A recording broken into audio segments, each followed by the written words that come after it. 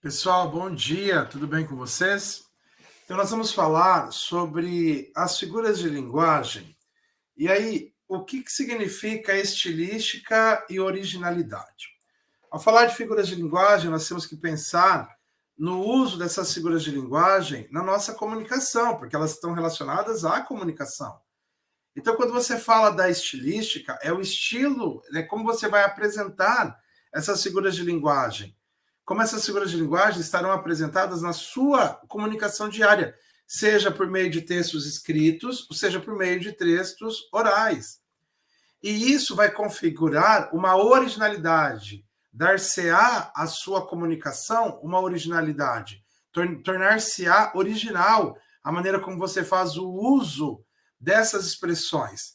Por isso que as figuras, elas são divididas em grupos, né? Nós temos as figuras de som, as de palavras, as de pensamento e as de construção. O que é que você tem que pensar?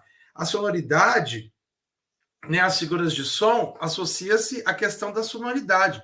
Como isso é criado? Quer dizer, como a utilização das palavras e das sílabas vai criar um efeito sonoro na utilização do texto. Nós temos, por exemplo, exemplos, né, de textos em que os autores eles vão colocando a junção ali das sílabas e das palavras, dos sons das palavras, de modo que ela provoque algo. Você tem, por exemplo, uma poesia em que nós temos lá a poesia Café com Pão. A maneira como que o texto é organizado dá-se a ideia de movimentação, como se fosse um trem se movimentando. Para vocês entenderem que as figuras de linguagem, nas figuras de som, por exemplo, estão associadas a essa questão da sonoridade. As figuras de palavras correspondem muito à questão da semelhança, da troca, né? Você usar uma palavra em substituição a outra e ter ali uma troca, essa troca ter alguma semelhança. Quando você diz, por exemplo, utiliza a palavra gato para se referir às pessoas que são. Você identifica pessoas bonitas usando a palavra gato. As palavras de pensamento são estratégias que você vai. As figuras de pensamento são estratégias que você vai utilizar para impactar o receptor da sua mensagem. E as figuras de construção, quando você altera aquela construção sintática de sujeito predicado. Então, aqui abaixo eu tenho as principais figuras. Você vai observando cada uma com a sua relação. Por exemplo, quando nós falamos da hipérbole, que é o exagero. Então, você impacta o receptor. Já falei 1000 vezes tal coisa.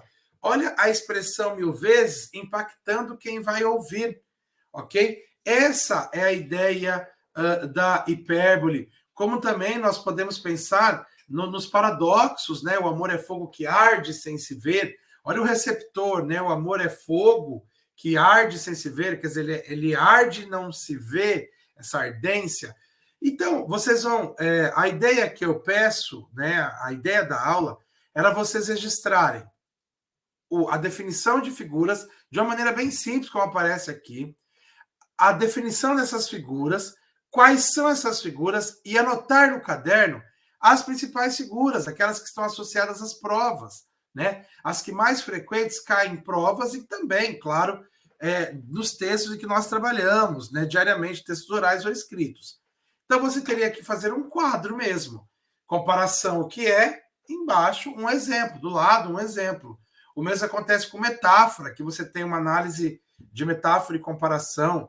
Depois, o que é uma metonímia? Coloca um exemplo de metonímia, para que quando você tiver que associar isso daí num texto, você saiba. Então, olha lá, define o que é a figura e coloca do lado, escreve ao lado um exemplo. Beleza?